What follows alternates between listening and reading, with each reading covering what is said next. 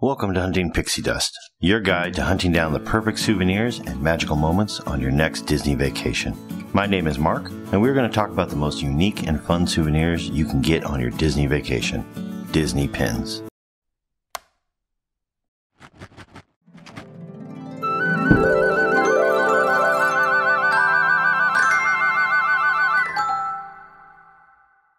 Today I will be going over the basics of Disney pin trading, how to start, and where to find pins. So join me as we explore one of my favorite hobbies. If this is your first time watching our channel, welcome. Here we help you create pixie dust by helping you get the most out of your Disneyland vacations. If you like Disneyland, please click the subscribe button and the bell icon to get updates when we upload new videos. Okay, let's get to it then. Heidi and I love pin trading, and we spend too much money and time hunting down pins. Around 2010, Heidi and I were in Disneyland, and we're looking for things to make our trips more special. We love our time at Disneyland, but we wanted more pixie dust, and so we discovered the joy of pin trading, which has added a treasure hunt feel to our vacations. Pins have always been present at Disneyland parks, but it wasn't until 1999, as part of the Millennial Celebration, that Disney pin trading at the Walt Disney World Resort was introduced. The next year, the craze spread to the Disneyland Resort, which has become home to most of the pin trading events. Since then, pin trading has spread to Alani, Disneyland Paris, Tokyo Disney Resort, Hong Kong Disneyland Resort, and Disneyland Cruise Lines, with each location creating their own pins and traditions.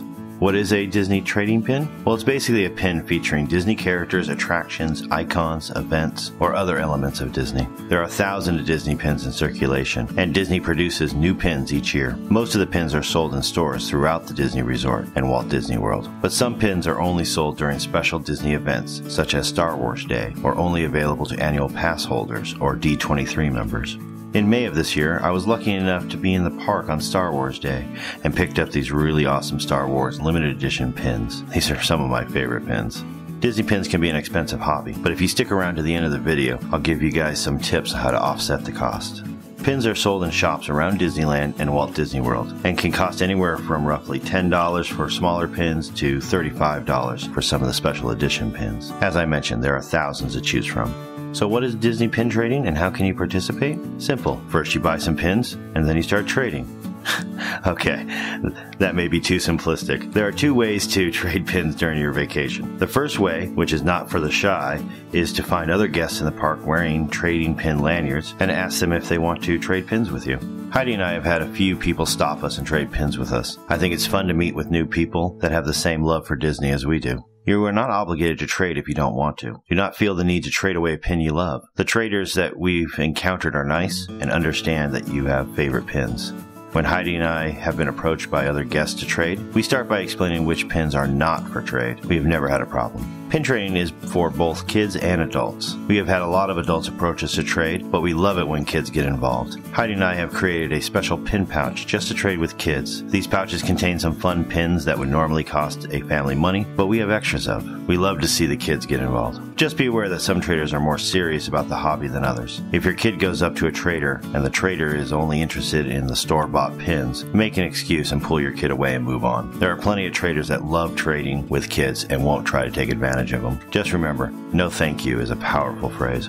If you are not comfortable trading with other guests, simply decline to trade and move on. But that does not mean you can't participate. Disney has your back. Disney cast members are in on the fun and have pin boards and lanyards specifically for trading. The rules with a cast member is simple. You trade one pin for one pin. The cast member cannot say no. This is a great way to get your children involved in the hobby. There are two ways that you can trade with a cast member. First is through store pin boards, and the second is cast member lanyards. If you see a cast member walking around with a lanyard of pins around their neck, you can politely stop them and ask to see their pins. If you find a pin you like, you can trade any pin in your collection for it. There's a bit of etiquette involved, but I'll cover that in a bit. You can also trade with cast members inside stores. A lot of the stores throughout Disneyland Resort have boards in which they have pins for trade. If the board is not visible, simply approach the cash register and ask to see their pin board. They will let you know if they don't have one. If they do, they will pull it out for you to look at. Again, if you find a pin you like, you can trade one for one. One of the best pin trades Heidi and I made was at Walt Disney World. Oh,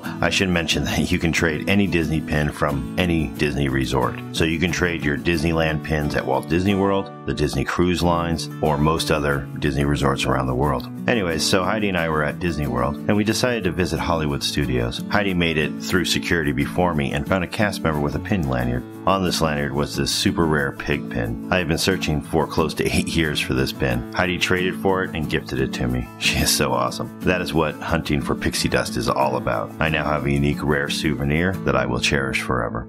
Let's talk a bit about accessories. There are tons of things that you can get for your pin trading. Man, this can be an expensive hobby, but it sure is fun. One of my favorite pin stores is the Westward Ho Trading Post. We will have a video coming out soon about this store.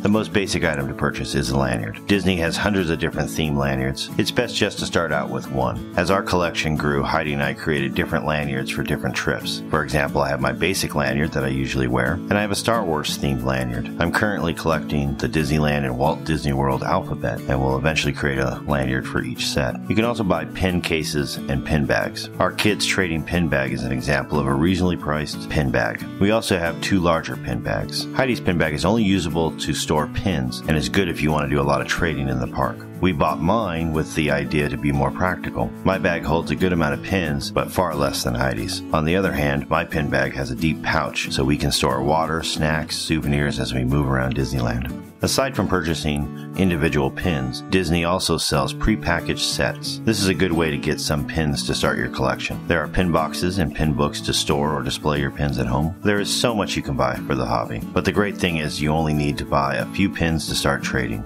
Everything else is extra. Alright, let's talk about some of the pin trading rules and etiquette. Pins that can be traded include Disney theme park pins, pins from other divisions of Walt Disney, such as ESPN or ABC, and participating partner pins, so long as they have a Disney affiliation showing. Pins that cannot be traded include non-metal pins, brooch-style or clasp pins, personalized pins, and special cast member pins. Disney pins may not be traded for money, gifts, or receipts, nor may these things be part of the trade. Be careful here. Heidi and I have had some traders request that we buy a specific pin in a store to trade. I do not trust traders who make this kind of request. You are allowed to trade up to 2 pins per person with a cast member. Some cast members have lanyards just for trade with children, roughly ages 3 to 12. At Walt Disney World, if a cast member is wearing a green lanyard, this lanyard is only for kids. At Disneyland, teal lanyards are only for kids.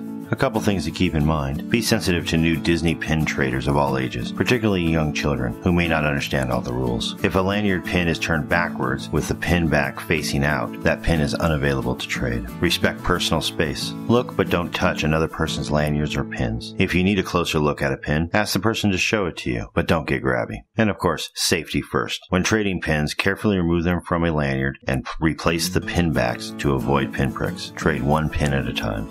So I promised you some pin trading tips and tricks, so here they are. If you have a pin that you love and don't want to trade, purchase a pack of metal pin locks from any store at Disneyland. These locking backs will ensure that your pin does not fall off, and if you show a pin trader that the pin is locked, they generally understand that the pin is not for trade. Want to save a little money? Check out the mystery pin boxes. Disney sells mystery box sets with random pins inside, so you don't know what you'll get. These boxes typically cost around $15 to $20, but you get multiple pins for a cheaper price than buying them individually. This can save you money if you're just looking for cheaper pins to trade.